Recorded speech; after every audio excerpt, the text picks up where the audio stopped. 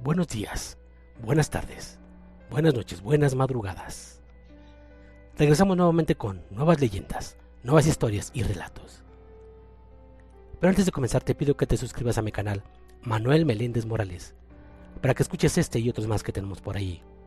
También te pido que me ayudes compartiendo entre tus amistades, entre tus grupos, también con tus likes y comentarios. Sin más, comencemos. Hoy traemos una leyenda muy popular en México que se llama La Pascualita. Cuentan que fue un 25 de marzo de 1930 en el escaparate de La Popular, una famosa tienda de vestidos de novia en México. Allí fue donde la Pascualita apareció por primera vez, en medio de otros maniquís inanimados.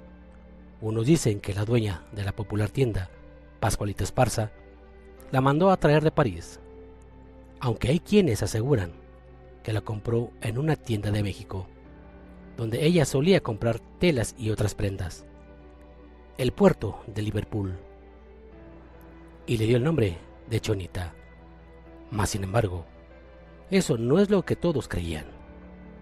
Esta es la historia que conmueve a todos, la historia de la inmensa mayoría que cree que es real y que aterrorizó durante mucho tiempo a los habitantes de Chihuahua. Según cuentan, Pascualita tenía una hija, una joven muy alegre y sana, a la que adoraba mucho, y que estaba a punto de casarse. Pero el día de la boda, cuando ella estaba vestida de novia, una araña le picó y la mató al instante. Dicen que fue la madre quien encontró el cuerpo de su hija en el suelo, y junto a ella, la araña, una terrible viuda negra. La madre de la joven cerró el negocio durante un tiempo, y misteriosamente, meses después, volvió a abrirlo con el nuevo maniquí ya en el escaparate. Los vecinos comenzaron a sospechar que en realidad el maniquí no era otra cosa que el cuerpo embalsamado de su hija. Se parecía tanto a ella, incluso llevaba puesto el mismo traje de novia que llevaba la hija de Pascualita el día que murió. Lo cierto es que la mujer estaba obsesionada con ese maniquí, al que daba siempre el mejor lugar en el escaparate. Y así, aquel maniquí de cera tenía algo especial, algo que hacía detenerse a todos frente al escaparate. Su calidad era superior al resto de los maniquíes. Su supuesta cera era tan perfecta que parecía piel de verdad. Hasta podía intuirse el rubor de las mejillas. El pelo y las pestañas parecían naturales. La mirada, al contrario de la de sus compañeras, estaba llena de vida. Era capaz de transmitir emociones humanas. El maniquí se hizo tan famoso que todos comenzaron a llamarle Pascualita por su parecido con la dueña del local y de su hija. Años después, falleció la dueña del local. Pascualita Esparza fue en 1967. A partir de esta fecha, cuando numerosas personas comenzaron a alertar de que aquel maniquí se movía por las noches, e incluso les miraba y sonreía. La novia de cera comenzó a aterrorizar incluso a los trabajadores de aquella tienda, quienes terminaban renunciando al trabajo, asegurando que la Pascualita se movía y que en ocasiones le habían visto llorar. Además, se negaban a revestirla, porque decían que al hacerlo veían venas vivas en sus piernas, que después desaparecían. También juraron ver en sus ojos venas rojas que indicaba que estaba viva. Tiempo después, este maniquí desapareció y en su lugar apareció un maniquí diferente que se parecía más a un muñeco de plástico. Nunca más volvieron a ver a la auténtica Pascualita y nadie sabe qué sucedió con ella. La leyenda de las gemelas. La leyenda de las gemelas es una de las historias paranormales que se han vuelto muy popular a través del tiempo. Se dice que los hechos se suscitaron en los años 50 en una población del centro de México. Se cuenta que un matrimonio había abandonado su pueblo para irse a la ciudad en busca de mejores condiciones de vida y laborales. La pareja tenía 2 niñas que eran gemelas, aproximadamente de 6 años de edad. Cuando la madre salía de su casa, tomaba de la mano a las pequeñas para protegerlas, pues debía de pasar por una carretera muy transitada y peligrosa. Un día que cruzaba la calle para llevarlas a la escuela, alguien le llamó y le dijo que su marido se había accidentado en el trabajo. La mujer, muy preocupada, volteó y sin darse cuenta soltó a las niñas.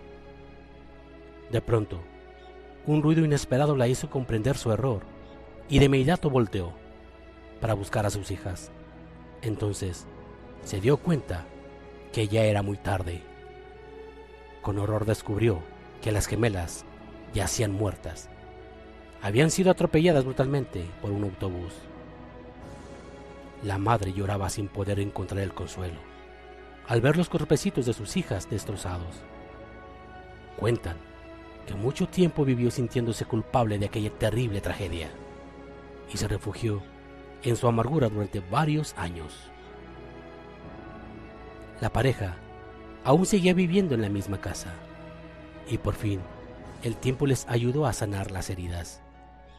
El daño que les había causado la muerte de sus hijas quedaba atrás, pues un día se dieron cuenta que pronto volverían a ser padres.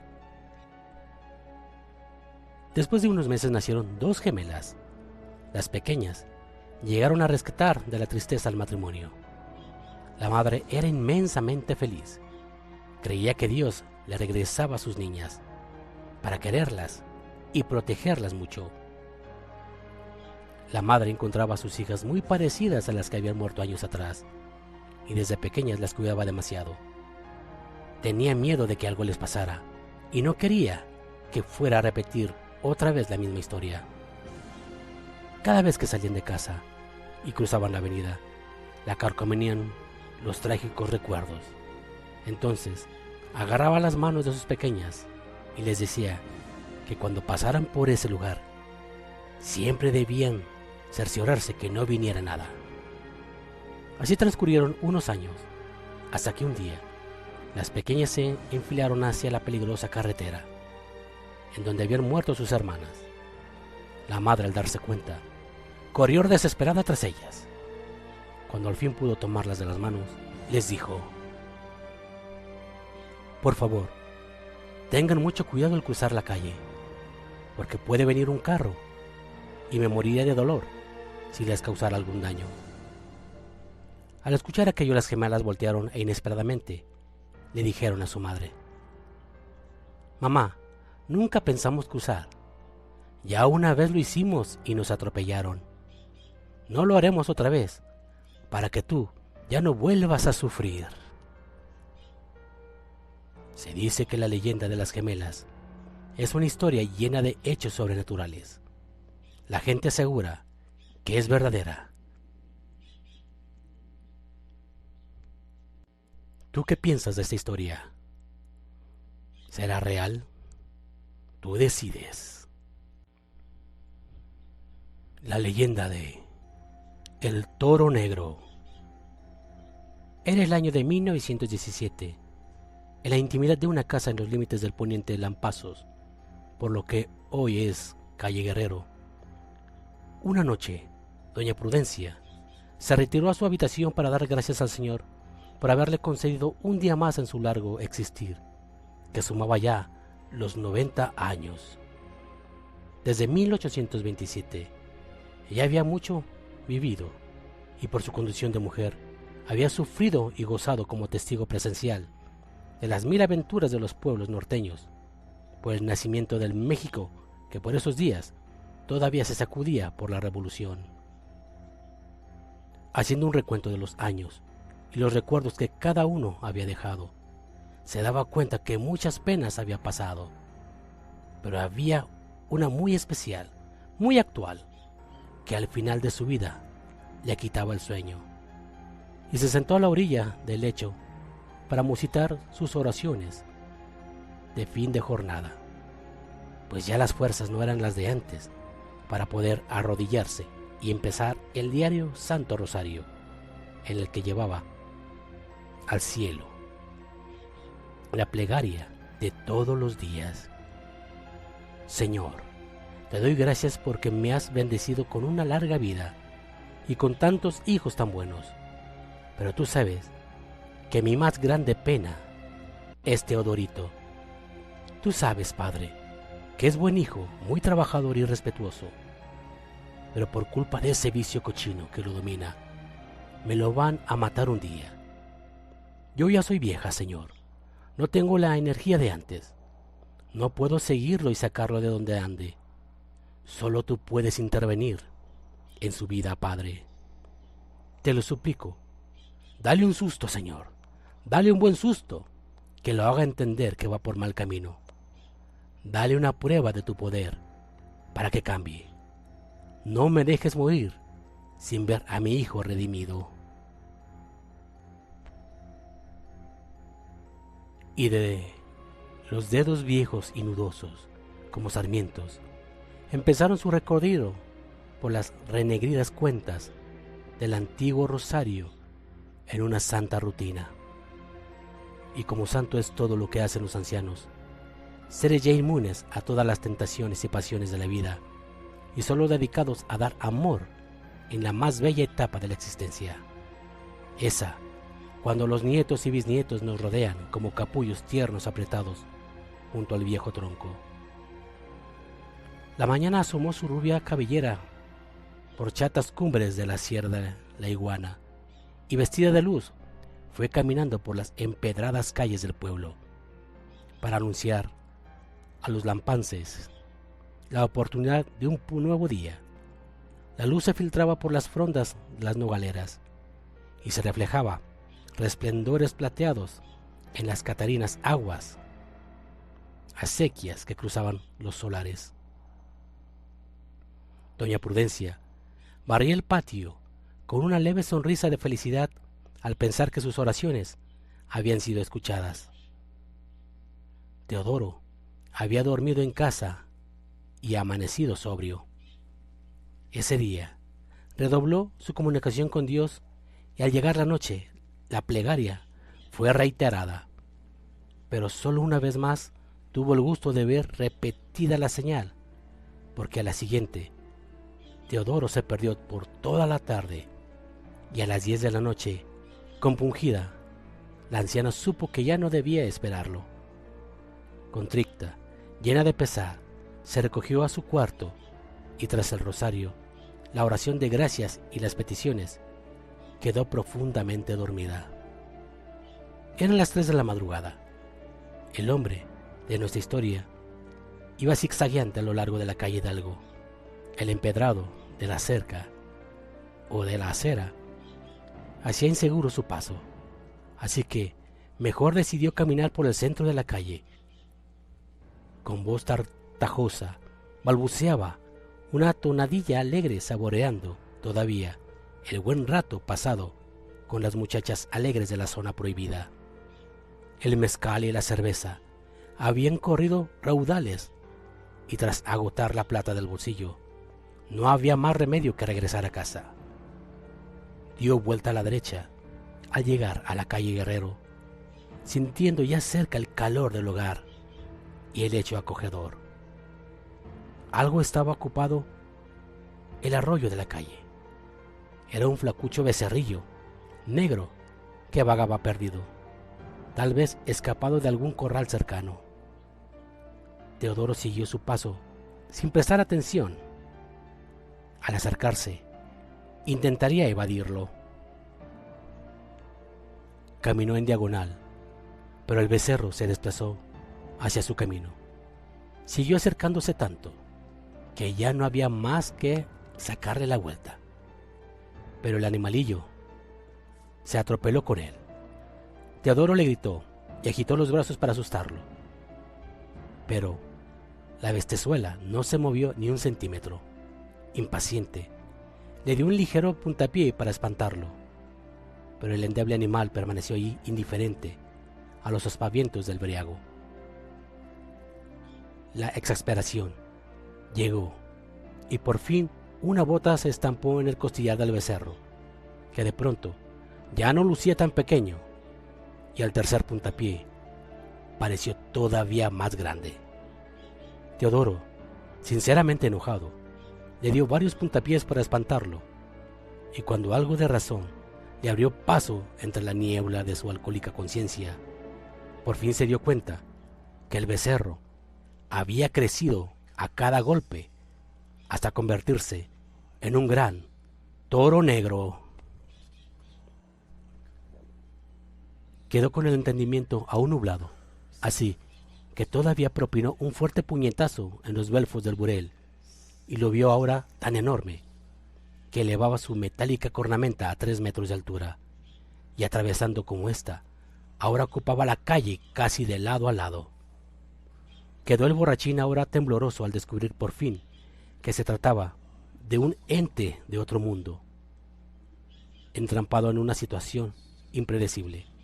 El magnífico semental que inicialmente había visto como un becerro era ahora un monstruo cuya piel brillaba en destellos bajo la luz de la luna. Su poderosa constitución ya lo hacía intocable y agredirlo sería ahora un suicidio. Pero cuando el endemoníaco astado bajó la estatus y cara a cara le clavó la mirada, Teodoro pudo asomar por aquellos ojos como ventanas al averno, donde descubrió un paraje de fuego lleno de ayes de tormento que ya hacía tiempo lo esperaba. La borrachera se esfumó de pronto y un alarido de terror se escuchó por todo el poniente de los lampazos. Siria se levantó de un salto al oír desesperados golpes en la puerta, y al abrir las pesadas hojas del encino vio a su hermano jadeante, recargado en el marco, con el semblante desencajado e imposibilitado para pronunciar una palabra. Doña Prudencia acudió luego con su paso lento y se dio cuenta de que su hijo traía todos los síntomas de un asustado. Lo tomaron del brazo y como niño se dejó conducir a la cama para recibir la tradicional ritual de oraciones. Albahaca, piedra lumbre y lleno de humildad respondía cuando su hermana lo culminaba con el esotérico: Teodoro, vente, no te quedes. Teodoro, vente, no te quedes. Teodoro Ortiz recuperó el alma perdida en los abismos del espantoso sufrido, y a partir de ahí dejó de beber por el resto de su vida. Su madre se deshacía en agradecimientos al Altísimo por la gracia concedida, pero jamás le dijo a su hijo el contenido de sus antiguas plegarias. Aún así, ella también aprendió que la oración de los ancianos siempre es escuchada en el cielo, así que buen cuidado debemos de tener al pedir a Dios, no sea que en su inmensa bondad nos lo vaya a conceder. Mientras tanto, y hasta nuestros días, cuentan los pobladores del poniente del pueblecillo que todavía por las noches se ha visto vagar entre la sombra de paloblancanes y nogaleras un inofensivo becerrillo que busca victimar a algún otro borrachín o malandrín desvelado. Y esa historia se ha repetido cada vez más por las calles solitarias. Se escucha a lo lejos un grito en la madrugada, cuando algún desdichado se enfrenta lleno de terror a la mirada espantable de un toro negro. Hasta aquí hemos llegado, mis queridos amigos. Espero les gusten estas leyendas. Les recuerdo que se suscriban a mi canal, me ayuden a compartir, me ayuden con sus comentarios y con sus likes. Sin más, hasta la próxima.